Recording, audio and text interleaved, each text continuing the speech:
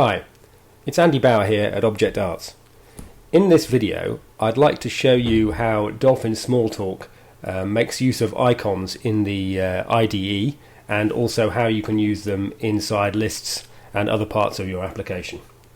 To do this, we're going to take a look at the way the bouncing balls sample application uses icons, and then we're going to go on and make some changes to see how they can be viewed in lists and other components.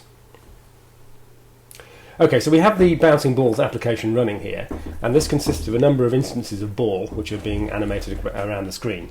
The balls that you see are actually icons that are being moved around, and if we take a look at the ball class, you can see that it has an instance side icon method which answers an icon that's been assigned to it and installed in an instance variable.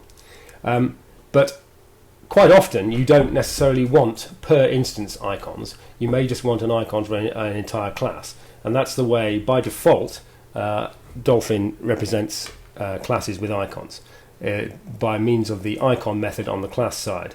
Now, just so we can see it, I'm going to change the class side icon method here to something else. Let's change it to the presenter icon, which is a blue apple. That's sorry, a green apple. And now if we go back onto the instance side and delete this icon method, we should find that we inherit the method from the icon method from object, which, as you see, answers the class icon. So I shall delete this here now, and you should see now that all of the balls have inherited the class icon. Let me put that back.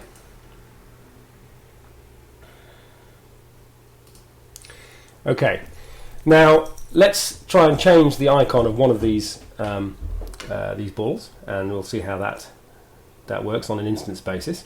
So I'll open a workspace. Let's go ahead and get a list of all the balls.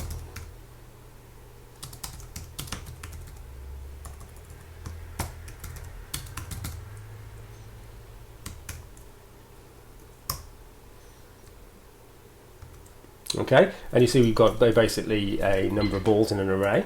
Let's inspect that. Okay, and as you can see, we have an array with a number of ball objects, and we can talk to each one of those. Let's change the icon for the first ball to something else. Let's say, and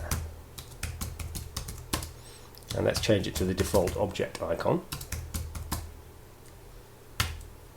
And you should now see that one of these objects has inherited the object icon, or not inherited, but been given the object icon. Right. So that's how you can use icons to represent objects. But how are they actually accessed inside MVP components like lists and tree views? Well, in order to demonstrate this, I'm going to take this list of balls that we have here, this collection of balls we have here, and I'm going to open them inside a list view. So I'm going to say list presenter, and we'll ask for an enhanced list view.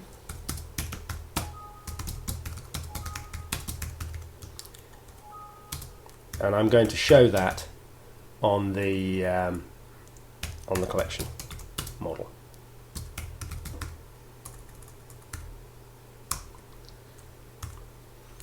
Okay, and now you see we have a list containing all of the ball objects. Let's now open an inspector on this list so we can play around with it, just as we would do if we were setting it up inside the view composer. So I will grab the visual inspector, and I shall point here, and now we have an inspector onto this list presenter. So we can talk to the list view here and change it. First of all, let's set it to non-report mode. Let's set it to large icon mode, and you see here now we have a display of those ball objects, each showing their individual icons. So how is that achieved inside this list? And remember, over here we're looking at the properties of this list, and these are just as they would appear inside the view composer. So The way that a view, such as a list box or a tree view, represents icons or represents objects by icons is by providing a get image block. Now you'll see here that the get image block we have given to this particular list view actually is a class name, iconic list abstract. Now you might say, well, that's not actually a block at all, but in fact we can provide any variable which takes a single parameter. So let's just go and take up the iconic list. Take a look at the iconic list abstract class, and looking on the class side of that, you'll see it has a value colon method, which will take an object and it will answer its icon image index. And this is the way that the list views and the tree views work. They require an index of an icon inside of an icon image manager. Now you don't need to worry too much about that because most of the image manager stuff is handled automatically by the icon framework. But what you do need to remember is that what they require is this image index. So let's just go back to this and let's replace this by something that looks a bit more normal. I will take, given an object, I will ask it to answer its image, its icon image index.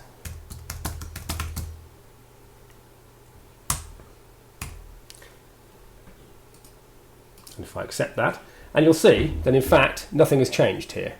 These icons are all the same, and so this is actually identical to what we had before.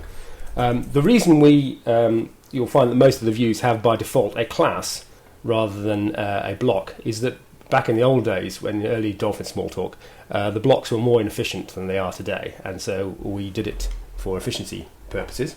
But now you can just type blocks in here just as with impunity. So let me just change this, and obviously an image index you might expect to be an integer. Let's just make this block here, this get image block for this this list view. Let's make it answer 1.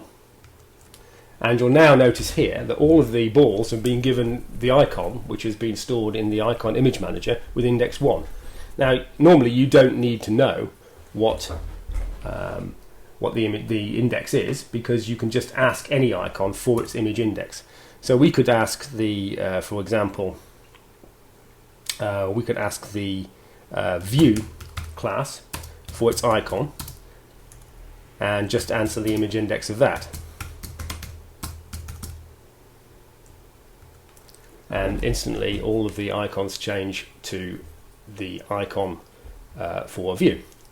So this is how we can represent objects graphically inside list views and tree views by using the get image block to specify an icon image index to use to display them. Let me go and put this back to what it was before.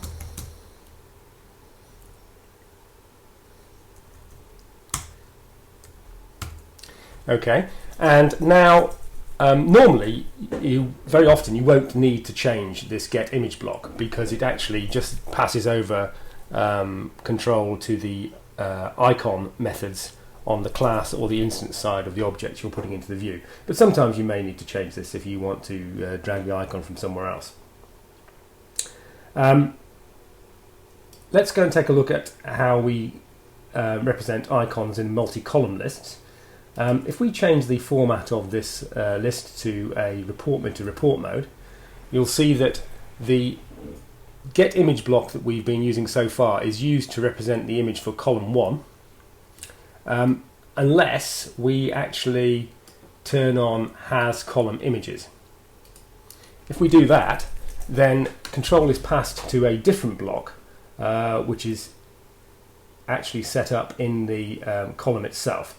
So you'll see that we have a column list here, which currently only has 1 column in it. Let's add another column. Okay, so now we have 2 columns. And we have a get image block for each one of these columns. So in order to actually make these appear, let's put in an appropriate block. Let's have the default icon for the first column. And remember, we have to actually answer the icon image index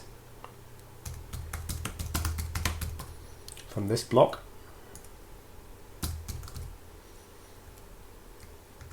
Okay, and that's now given us images in this column. And we can also go to the second column, and we can set the get image block here. I shall just set it to a fixed icon.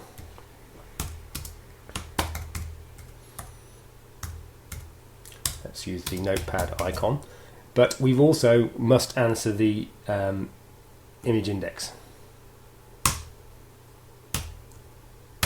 Okay, and that's basically how you can set up individual icons for each column in a list view.